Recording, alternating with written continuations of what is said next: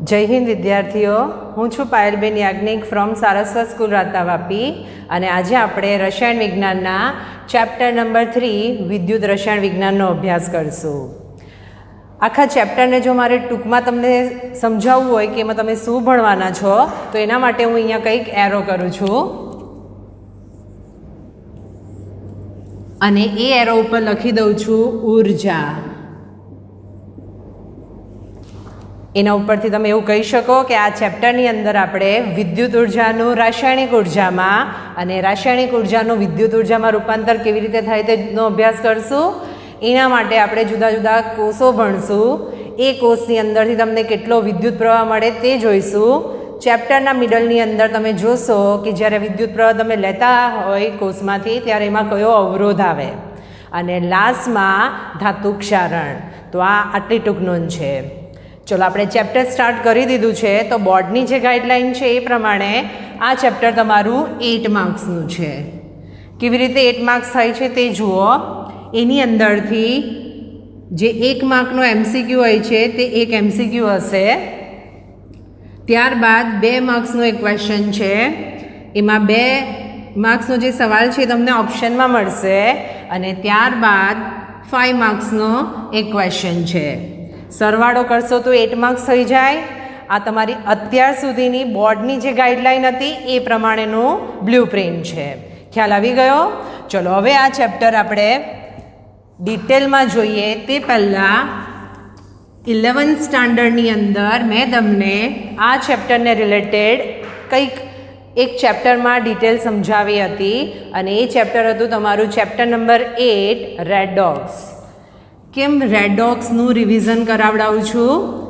કારણ કે જ્યારે તમે વિદ્યુત રસાયણ વિજ્ઞાન ભણશો તો તમે જોશો એમાં જે પ્રક્રિયાઓ થાય છે એ બધી રેડોક્સ પ્રક્રિયા છે। ચલો તો પહેલાં રિવિઝન જોઈ લઈએ। રેડોક્સ પ્રક્રિયાઓ વ્યાખ્યા આપણે કેવી રીતે જોતા હતા રેડોક્સ પ્રક્રિયાની? રેડોક્સ એટલે એવી પ્રક્રિયા જેની અંદર 2 પ્રક્રિયા થાય। કઈ 2 પ્રક્રિયા? તો ઓક્સિડેશન અર્ધ પ્રક્રિયા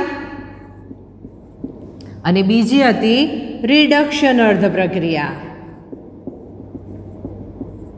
ચલો તો ઓક્સિડેશન અને રિડક્શન માટે તમે શીખ્યા હતા ઓક્સિજનનો ઉમેરો હાઇડ્રોજન દૂર થાય, હાઇડ્રોજનનો ઉમેરો ઓક્સિજન દૂર થાય। તે સિવાય જે કન્સેપ્ટ લઈને આપણે આ ચેપ્ટર ભણવાનું છે એ અગત્યના કન્સેપ્ટ કયા છે? તો ઓક્સિડેશન માટે આપણે એવું યાદ રાખતા હતા કે એનોડ ઉપર ઓક્સિડેશન પ્રક્રિયા થાય, જ્યારે કેથોડ ઉપર શું થશે? રિડક્શન પ્રક્રિયા। ઓક્સિડેશન અર્ધ પ્રક્રિયા એટલે ઇલેક્ટ્રોન દૂર થાય એની સાથેની પ્રક્રિયા હતી, જ્યારે રિડક્શન એટલે ઇલેક્ટ્રોનના ઉમેરા સાથે થતી પ્રક્રિયા હતી। પછી આપણે બીજું યાદ રાખતા હતા ઓક્સિડેશન આંકમાં વધારો। તો એને આપણે શું કહેતા હતા? ઓક્સિડેશન અર્ધ પ્રક્રિયા। અને અહીંયા યાદ રાખતા હતા ઓક્સિડેશન આંકમાં ઘટાડો, તો એને આપણે કઈ પ્રક્રિયા કહેતા હતા? રિડક્શન અર્ધ પ્રક્રિયા। અને બહુ જ અગત્યનું છે, આપણે યાદ રાખતા હતા કે જેનું ઓક્સિડેશન થશે એ પોતે શેના તરીકે વધશે? રિડક્શન કરતા।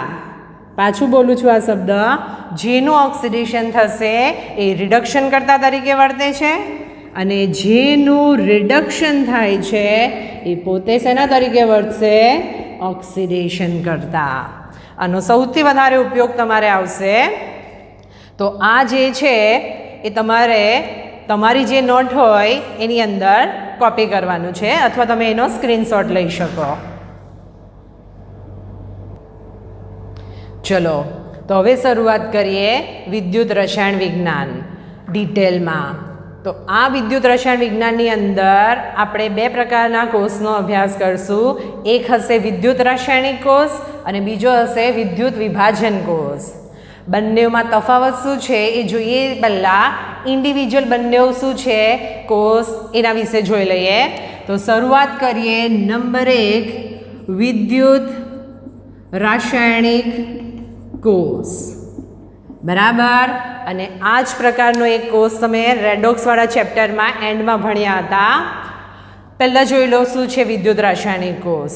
તો આ એ પ્રકારનો કોષ છે જેની અંદર રાસાયણિક ઉર્જામાંથી વિદ્યુત ઉર્જા મળશે. પાછું બોલું છું, રાસાયણિક ઉર્જામાંથી શું મળશે આપણને?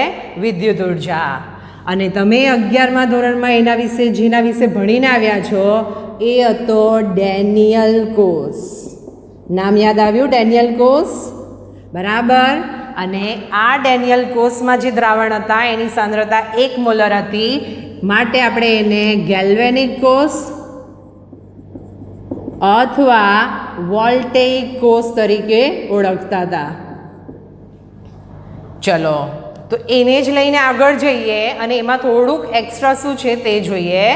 થિયરીની શરૂઆત કરીએ. ડેનિયલ કોષ તમારી પાસે તમારી ટેક્સ્ટ બુક હશે એવી આશા રાખું. અને આ જે કોર્સ છે એની હું થિયરી એક્સપ્લેન કરીશ, તો તમારે જે શબ્દ ઉપર હું ભાર મૂકું છું એ અંડરલાઇન કરવાના છે.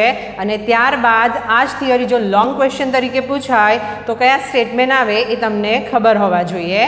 ચલો, તો હું ડેનિયલ કોષની શરૂઆત કરું છું.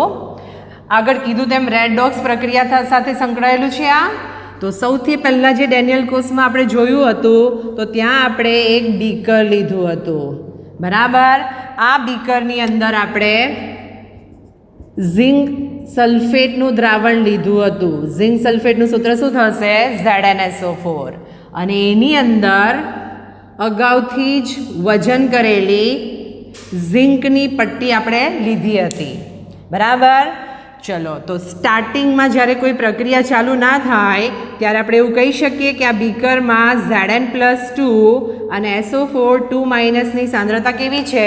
સરખી છે.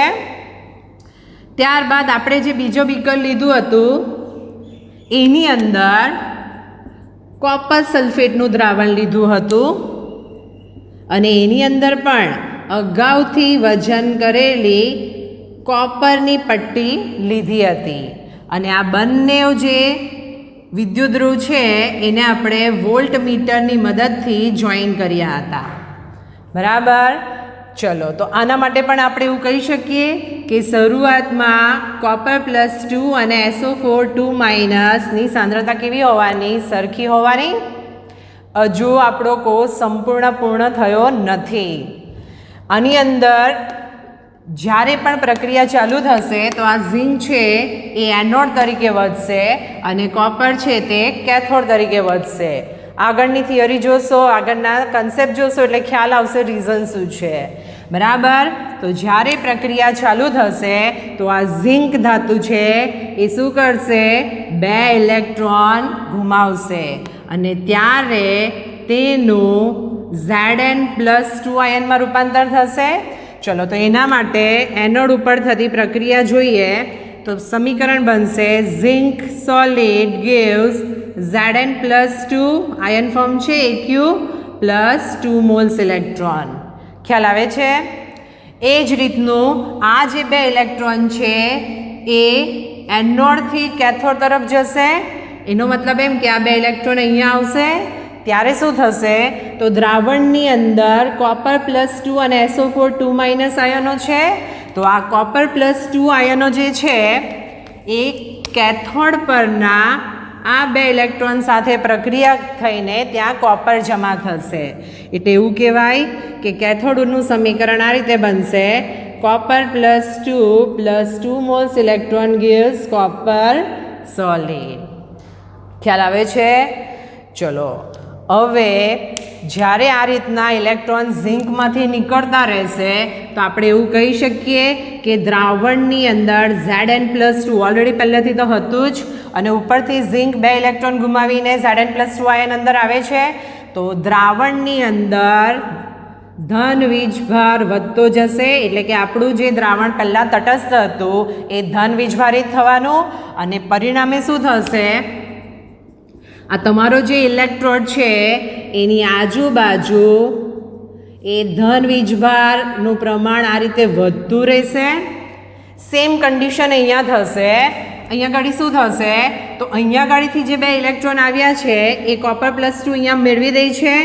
એનો મતલબ એમ કે જલીય દ્રાવણમાં SO4 2- ની સાંદ્રતા વધતી રહેવાની. એનો મતલબ એમ કે આપણું આ દ્રાવણ ઋણ વીજભારિત થતું રહેશે, બરાબર. અને આ જ પ્રક્રિયા જો ચાલુ રહેશે તો શું તકલીફ આવી શકે? આ ઇલેક્ટ્રોન છે અને આ અહીંયા ધન વીજભારિત દ્રાવણ આપણું બનતું જાય છે. તો તમને લાગે છે કે આ દ્રાવણ આ ઇલેક્ટ્રોનને કેથોડ તરફ જવા દેશે? નહીં જવા દે, બરાબર. તો આ સમસ્યાનું નિવારણ લાવવા માટે શું થયું?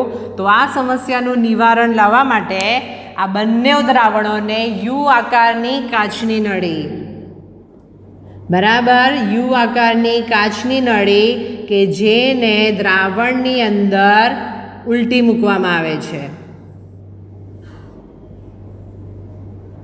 અને આ જે યુ આકારની કાચની નળી છે એનું નામ છે ક્ષાર સેતુ. અહીંયા ગાડી રૂ દ્વારા મૂકવામાં આવે છે, એને ફિટ કરવામાં આવે. એક વર્ષે બોર્ડમાં ખાલી તમારો જે 2 માર્ક્સનો ક્વેશ્ચન છે એમાં ખાલી ટૂંકનો લખો ક્ષાર સેતુ, પ્લસ તમારી જે સ્પર્ધાત્મક પરીક્ષા છે એના માટે પણ ક્ષાર સેતુ બહુ અગત્યનું છે.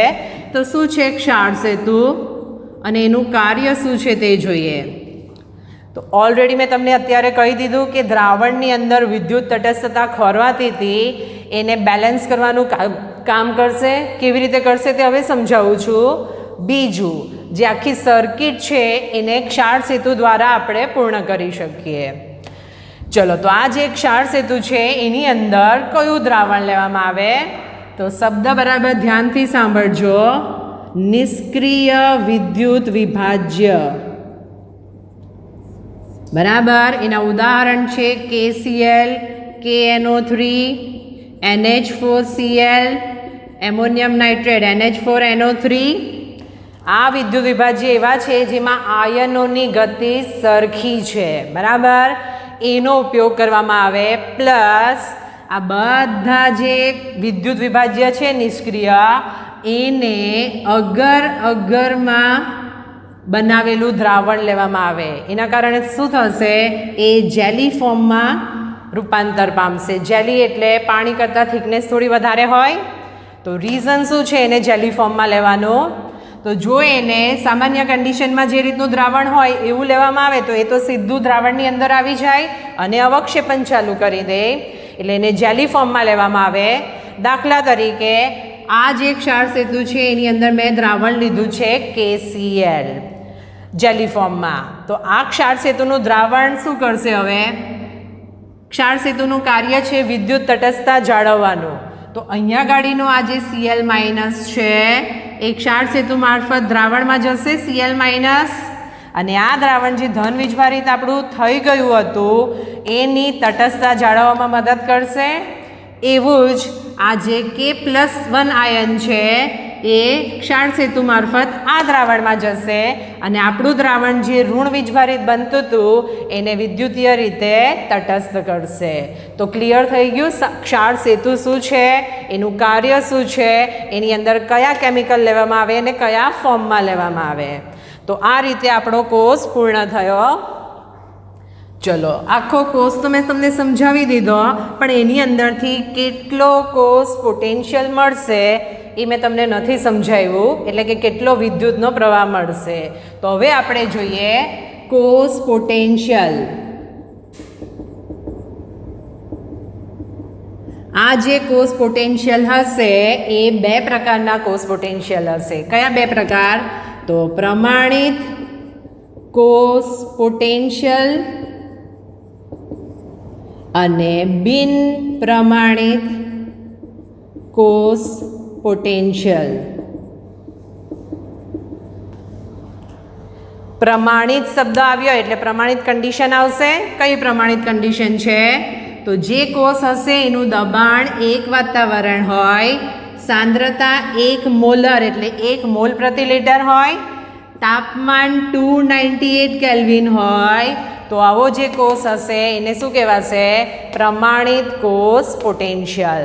અને જો આ શરતોનું પાલન નહીં થતું હોય એટલે કે P બરાબર 1 વાતાવરણ ના હોય, સાંદ્રતા તમારી 1 મોલર ના હોય અને તાપમાન તમારું 298 કેલ્વિન ના હોય, તો એવા કોષને આપણે શું કહીશું? બિન પ્રમાણિત કોષ પોટેન્શિયલ. તો કોષ પોટેન્શિયલ કેવી રીતે ગણવાનો તે જોઈએ. સ્ટાર્ટિંગમાં આપણે પ્રમાણિત કોષ પોટેન્શિયલ જોઈએ, એના પછીના જે વિડીયો આવશે એમાં તમે બિન પ્રમાણિત કોષ પોટેન્શિયલ વિશે જોઈશો. જેને આપણે નનસ અથવા તો નજ તમે જેમ ઉચ્ચારણ કરો એના સમીકરણ દ્વારા શોધશું. તો હવે આપણે જોઈએ કોષ પોટેન્શિયલ કેવી રીતે શોધાય.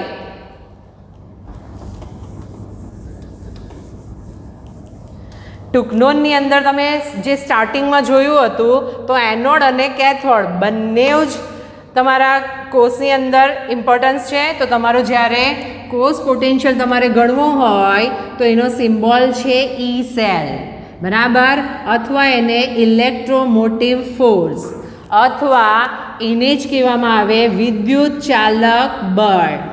એટલે તમને જ્યારે આ ટાઈપના શબ્દો આપ્યા હોય તો એનો મિનિંગ એ જ થશે. અને આ જો તમારે શોધવું હોય તો એનું સૂત્ર આવશે E oxidation anode plus reduction cathode. ખ્યાલ આવી ગયો બધાને? અને આની અંદર તમે જે પ્રક્રિયા જોઈ ગયા એના આધારે આપણે એવું કહી શકીએ કે જે ઈ ઓક્સિડેશન છે, બરાબર, એ માઇનસ ઈ રિડક્શન થાય. બહુ જ અગત્યનું છે. ચોપડીમાં જ્યાં પણ લખીને આપ્યું હોય ત્યાં હાઇલાઇટ કરી દો. જે ઓક્સિડેશન પોટેન્શિયલ હશે એના જે વેલ્યુ હશે એ રિડક્શન પોટેન્શિયલ જો એનો લખીએ તો એ કેવી થઈ જાય, સાઇન બદલાઈ જાય. એનો મતલબ એમ કે અહીંયા ગાડી જો હું ઈ ઓક્સિડેશન એનોડ કહું તો એનું સૂત્ર શું બનશે, માઇનસ ઈ રિડક્શન એનોડ. ખ્યાલ આવી જાય? તો એના ઉપરથી આપણે ઈ સેલ શોધવાનું જો સૂત્ર બનાવીએ તો ઈ સેલ, આ ઈ ઓક્સિડેશન એનોડ અહીંયા લખી દઈએ એટલે સૂત્ર બને માઇનસ ઈ રિડક્શન એનોડ પ્લસ ઈ રિડક્શન કેથોડ. અને એને ફેર ગોઠવણી કરી નાખીએ એટલે કોષનો પોટેન્શિયલ શોધવાનું બહુ જ અગત્યનું સૂત્ર મળશે.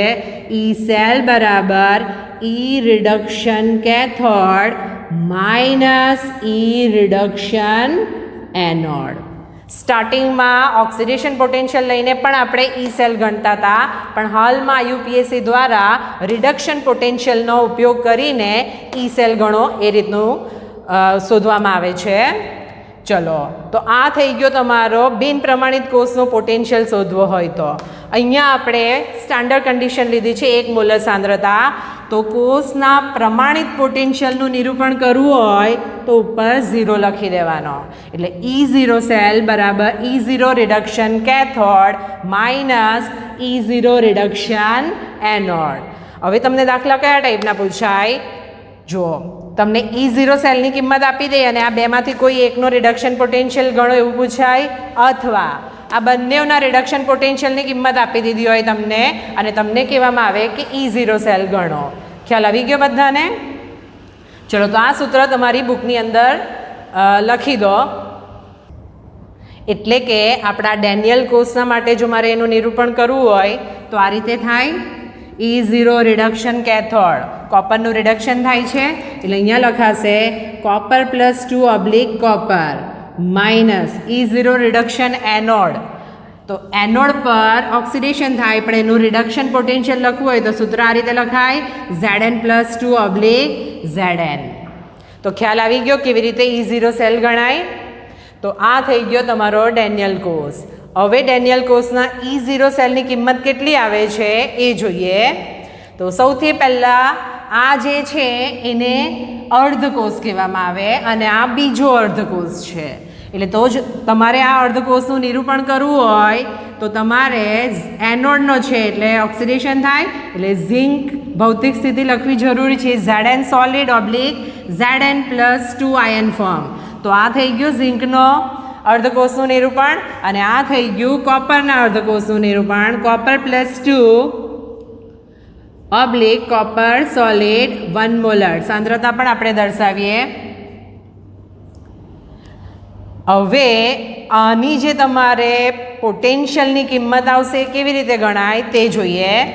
તો અહીંયા આગળ મેં તમને સમજાવ્યું હતું કે આ જે ઇલેક્ટ્રોડ છે ત્યાં આ દ્રાવણ ધન વીજભારિત બનતું હતું અને ઇલેક્ટ્રોડ જે છે એના ઉપર ઇલેક્ટ્રોન છે તો એના કારણે પર્ટિક્યુલર પોટેન્શિયલ અહીંયા ઉત્પન્ન થશે જેને આપણે કહેતા હતા ઈ ઓક્સિડેશન પોટેન્શિયલ. એટલે કે E0 ઓક્સિડેશન પોટેન્શિયલ થાય. એવું જ અહીંયા ગાડી જે દ્રાવણ ઋણ વીજભારિત બનતું હતું અને એના કારણે અહીંયા ઇલેક્ટ્રોડ ઇલેક્ટ્રોડ જે છે ત્યાં copper+2 કોપર તરીકે જમા થતું હતું, તો અહીંયા જે પોટેન્શિયલ મળશે એને આપણે E0 રિડક્શન પોટેન્શિયલ કહીશું. આની ગણતરી તમારે કરવી હોય તો કોઈ પણ અર્ધકોષ હોય એના પોટેન્શિયલની કિંમત તમે માપી ના શકો. પાછો શબ્દ બોલું છું, કોઈ પણ એક અર્ધકોષનો પોટેન્શિયલ કેટલો છે એ તમારે માપવો હોય તો તમે ઇન્ડિવિજ્યુઅલ ના માપી શકો. તો આ પ્રોબ્લેમનું સોલ્યુશન લાવવા માટે IUPAC સંસ્થા દ્વારા શું કરવામાં આવ્યું, તો એક સ્ટાન્ડર્ડ કોષનું નિરૂપણ કરવામાં આવ્યું અને એ છે સ્ટાન્ડર્ડ હાઇડ્રોજન ઇલેક્ટ્રોડ, જેને આપણે ટૂંકમાં SHE તરીકે ઓળખશું. તો પહેલાં આપણે પોટેન્શિયલ કેવી રીતે ગણાય તે જોઈએ અને ત્યારબાદ આ ડેનિયલ કોષનો પોટેન્શિયલ કેટલો આવે તે જોઈએ. તો હવે આપણે જોઈશું હાઇડ્રોજન, પ્રમાણિત હાઇડ્રોજન વિદ્યુતધ્રુવ શું છે તે જોઈએ. એને ટૂંકમાં SHE, C સ્ટાન્ડર્ડ. તો S જે છે એ સ્ટાન્ડર્ડ માટે છે, H એટલે હાઇડ્રોજન અને E એટલે ઇલેક્ટ્રોડ. અને એનું તમે ગુજરાતી કરશો તો થશે પ્રમાણિત હાઇડ્રોજન વિદ્યુત ધ્રુવ. બરાબર, પ્રમાણિત હાઇડ્રોજન વિદ્યુત ધ્રુવ છે તો એની અંદર આ જે પ્રમાણિત હાઇડ્રોજન વિદ્યુત ધ્રુવ છે એ વાયુ વિદ્યુત ધ્રુવ છે, જેની અંદર હાઇડ્રોજન વાયુનો ઉપયોગ થશે અને H+ ધરાવતું દ્રાવણ, H+ ધરાવતું દ્રાવણ એટલે કે કોઈ એસિડિક દ્રાવણ હોવાનું, દાખલા તરીકે આપણે લઈ લઈએ HCl, એનો ઉપયોગ થશે. તો હવે આપણે જોઈએ શું છે પ્રમાણિત હાઇડ્રોજન વિદ્યુત ધ્રુવ. તો એની અંદર પણ એક બીકર છે, એની અંદર વિદ્યુત વિભાજ્યનું દ્રાવણ લેવામાં આવે છે અને અત્યારે જ મેં તમને કીધું 1 મોલર એસિડનું દ્રાવણ એટલે એની અંદર H+ હશે અને આ બીકરની અંદર એક નળી મૂકવામાં આવે છે અને એ નળી કેવી રીતે મૂકવામાં આવે છે તે જુઓ. તો આ જે નળી છે એના એક છેડે પ્લેટિનમ બ્લેકનો ઢોળ ચડાવેલી પ્લેટિનમની પટ્ટી લેવામાં આવે છે અને આ જે પાર્ટ છે ત્યાંથી એની અંદર કયો વાયુ પાસ કરવામાં આવે છે, ડાયહાઇડ્રોજન વાયુ. બરાબર, તો આ હાઇડ્રોજન વાયુ વિદ્યુત ધ્રુવનો જે પણ પોટેન્શિયલ મળશે એનો પોતાનો કહેવાશે. પછી ભલે ઓક્સિડેશન પોટેન્શિયલ હોય કે રિડક્શન પોટેન્શિયલ હોય, એના માટે જે કિંમત નક્કી કરવામાં આવી છે સ્ટાન્ડર્ડ એ છે 0.0 વોલ્ટ. એટલે હું આવું લખી શકું, હાઇડ્રોજન ઓક્સિડેશન પોટેન્શિયલ લખવું હોય તો H2/H+ લખાય, એની કિંમત પણ 0.0 વોલ્ટ સ્વીકારવામાં આવી છે અને E0 રિડક્શન પોટેન્શિયલ તરીકે જો એને વર્તો હોય તો એની કિંમત પણ કેટલી લેવામાં આવી છે, 0.0 વોલ્ટ. કેમ હાઇડ્રોજન વિદ્યુત ધ્રુવનો ઉપયોગ થાય, તો હાઇડ્રોજન વિદ્યુત ધ્રુવ જે છે એનો વોલ્ટ આપણે 0 લઈ લઈએ અને અહીંયા તમને શીખવાડ્યું એ પ્રમાણે એની સાથે જે કોષનો પોટેન્શિયલ ગણવો હોય એ આપણે જોડી દઈએ અને એમાં જે વિદ્યુત પ્રવાહ મળશે એ કોનો હશે, આપણે જે કોષ લીધો છે એની અંદર જે ધાતુ હશે એનો પોટેન્શિયલ મળી જશે આપણને અને આ રીતે બાકીના બધાના પોટેન્શિયલ નક્કી કરવામાં આવ્યા છે. ચલો આપણે ડેનિયલ કોષનું જ ઉદાહરણ લઈ લઈએ. હાઇડ્રોજન વિદ્યુત ધ્રુવ શું છે તે તો તમને ખ્યાલ આવી ગયો. અહીંયા જો તમને એના એનોડ અને કેથોડના સમીકરણ લખવા કહેતો હોય તમે આ રીતે લખી શકો. તો હવે હું તમને બતાવું છું કે આ બંનેના કોષના પોટેન્શિયલની કિંમત કેવી રીતે નક્કી કરવામાં આવી. તો આ જે પ્રમાણિત હાઇડ્રોજન વિદ્યુત ધ્રુવ છે એની સાથે સપોઝ આપણે જોડી દીધો ઝિંકનો પોટેન્શિયલ. અહીંયા આપણે જોઈ જ ગયા છે ઝિંક જે છે એની અંદર ઝિંકનો અર્ધકોષ છે એની અંદર ઝિંક ધાતુની પટ્ટી લેવામાં આવે છે અને દ્રાવણ શેનું લેવામાં આવે છે, ZnSO4 અને એને પ્રમાણિત હાઇડ્રોજન વિદ્યુત ધ્રુવ સાથે આપણે જોડી લઈએ. બરાબર, આ કોષનો પોટેન્શિયલ તો 0 છે એટલે આની જ્યારે પ્રક્રિયા થશે આપણે એને ક્ષાર સેતુ દ્વારા જોડી દઈએ કારણ કે વિદ્યુતીય તટસ્થતા આ રીતે જળવાય છે અંદર.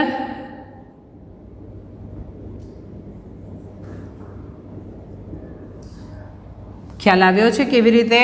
તો આની અંદરથી જે વિદ્યુત પ્રવાહ મળવાનો આપણને એ કોનો હશે, ઝિંકનો હશે અને જ્યારે પ્રયોગો થયા ત્યારે ઝીંકના રિડક્શન પોટેન્શિયલ જે છે એની કિંમત જે નક્કી કરવામાં આવી એ છે -0.76 વોલ્ટ. ખ્યાલ આવી ગયો? ચલો હવે આની અંદર આપણે કોપરનો અર્ધકોષ લીધો સપોઝ, અને જ્યારે પ્રક્રિયા કરવામાં આવી તો ફરીથી આમાંથી જે પણ વિદ્યુત પ્રવાહ મળશે એ કોનો કહેવાશે? કોપરનો કહેવાય. અને એના ઉપરથી પ્રયોગો થયા ત્યારે કોપરના પોટેન્શિયલની રિડક્શન પોટેન્શિયલની જે કિંમત મળી છે એ છે 0.34 વોલ્ટ. અને આ રીતે બધા જ વિદ્યુત અર્ધકોષ લેવામાં આવ્યા અને એના જે પોટેન્શિયલ નક્કી કરવામાં આવ્યા એની ઉતરતા ક્રમની એક શ્રેણી બનાવવામાં આવી જે તમારી ટેક્સ્ટબુકમાં ટેબલ નંબર 3.1 તરીકે છે, અને એને આપણે કહીશું EMF શ્રેણી. બરાબર? તો આ રીતે કોઈ પણ અર્ધકોષનો પોટેન્શિયલ નક્કી થયો છે. ચલો આપણે ડેનિયલ કોષનું કોષ પોટેન્શિયલ પ્રમાણિત કેટલો છે તે જોઈ લઈએ. તો મેં તમને સૂત્ર કરાવ્યું છે E0 cell is equal to E0 reduction cathode minus E0 reduction anode. Reduction કોનું થાય છે? કોપર, એટલે કોપર +2 કોપર લખાય, માઇનસ E0 Zn +2 Zn લખાય. ચલો અત્યારે જ મેં તમને કીધું પ્રયોગો કર્યા ત્યારે કોપરનો જે રિડક્શન પોટેન્શિયલ છે એની કિંમત હતી 0.34 વોલ્ટ અને ઝીંકની કેટલી છે? 0.76 વોલ્ટ. અને એનો સરવાળો કરશો તો એનો પ્રમાણિત કોષ પોટેન્શિયલની કિંમત કેટલી આવી? 1.1 વોલ્ટ.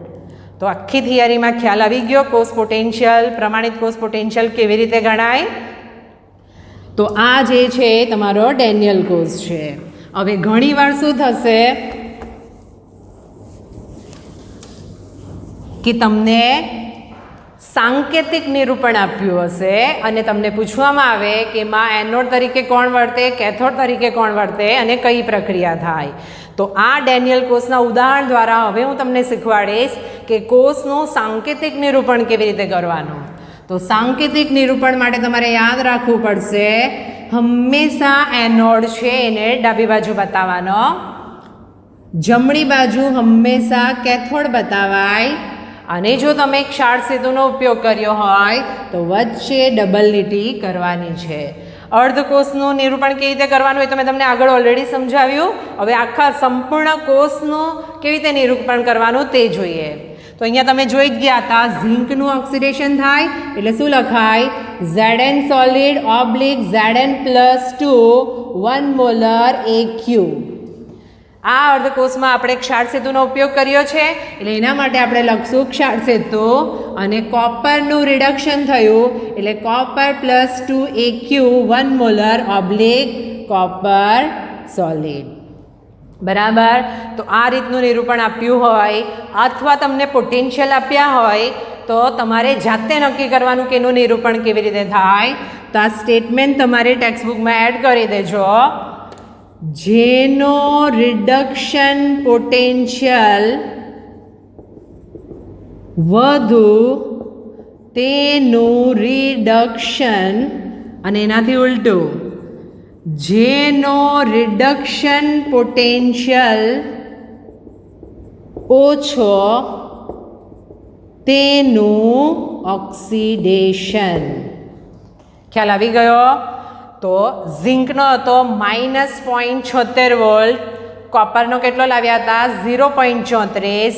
તેના ઉપરથી હવે ખ્યાલ આવી ગયો ઝીંક કેમ એનોડ તરીકે વર્ત્યો છે અને કોપર કેમ કેથોડ તરીકે વર્ત્યો છે. તો આ થઈ ગયું તમારા ડેનિયલ કોષનું સાંકેતિક નિરૂપણ, એના પ્રમાણિત કોષ પોટેન્શિયલ કેવી રીતે ગણાય તે રીત.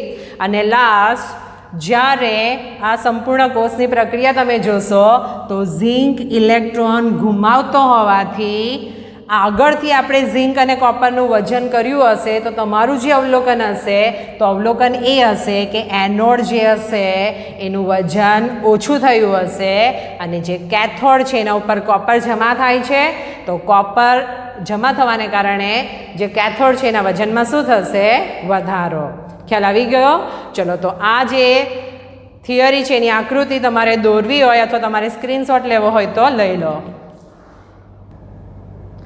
ચલો તો મેં તમને જે આગળ કીધું કે તમારા ટેબલ 3.1 જે છે એની અંદર જે અર્ધકોષના પોટેન્શિયલ પ્રમાણિત હાઇડ્રોજન વિદ્યુત ધ્રુવ નો ઉપયોગ કરીને નક્કી કરવામાં આવ્યા છે એમાંથી મેં કેટલાક ઉદાહરણ લીધા છે. તમે અહીંયા જોઈ શકો છો gold Au+3 moles electron Au એનો રિડક્શન પોટેન્શિયલ કેટલો છે 1.40 વોલ્ટ. સિલ્વર એ જ રીતે સિલ્વરનો છે 0.80 વોલ્ટ. કોપરનો છે 0.34 વોલ્ટ. જે હાઇડ્રોજન છે એનો તો આપણે 0.0 કીધું છે. આયન છે -0.40, ઝિંક છે -0.76, એલ્યુમિનિયમ જે છે એનો કેટલો છે -1.66. આ વેલ્યુ તમને આપી જ દેવામાં આવે, તમારે પાકી નથી કરવાની, પણ એની અંદર બે અગત્યની ડિટેલ તમારે જાણવાની જરૂર છે. તો તમે અહીંયા જોઈ શકો છો કે ઉપર બધી પ્લસ વેલ્યુ દેખાય છે અને નીચે જાઓ છે તેમ એ વેલ્યુ કેવી થતી જાય છે માઇનસ. તો આ શું ઇન્ડિકેટ કરે? તો આપણે એવું કહી શકીએ કે નીચેથી ઉપર જઈએ તેમ ઓક્સિડેશન કર્તાની પ્રબળતા વધે. ઓક્સિડેશન કરતા એટલે કઈ વૃત્તિ? રિડક્શન પામવાની વૃત્તિ. તો અત્યારે જ મેં તમને આગળ કીધું હતું કે જેનો રિડક્શન પોટેન્શિયલ મોટો એનું રિડક્શન ત્યાં આપણે કમ્પેર કર્યું હતું. અને અહીંયા તમે બીજો એરો જોઈ શકો છો, ઉપરથી નીચે રિડક્શન કરતાની પ્રબળતા વધે. ઓલરેડી વેલ્યુ ડાઉન થતી જાય છે અને રિડક્શન કરતા એટલે ઓક્સિડેશન થાય, ઓક્સિડેશન થવાની વૃત્તિ કહેવાય. તો ખ્યાલ આવી ગયો? તો આજના લેક્ચરની અંદર આપણે જે જોઈ ગયા એનું રિવિઝન જોઈ લઈએ. સ્ટાર્ટિંગમાં આપણે ડેનિયલ કોષ, એની રચના, એના આધારે કોષનો પ્રમાણિત પોટેન્શિયલ કેવી રીતે ગણાય તે જોયો. અને ત્યારબાદ જુદા જુદા કોષ અર્ધકોષના આપણે પોટેન્શિયલ જોયા. આપણા નેક્સ્ટ વિડીયોની અંદર આ જ અર્ધકોષનો ઉપયોગ કરીને આપણે કેવી રીતે કોષનો સંપૂર્ણ કોષનો પ્રમાણિત પોટેન્શિયલ ગણી શકાય એ જોઈશું.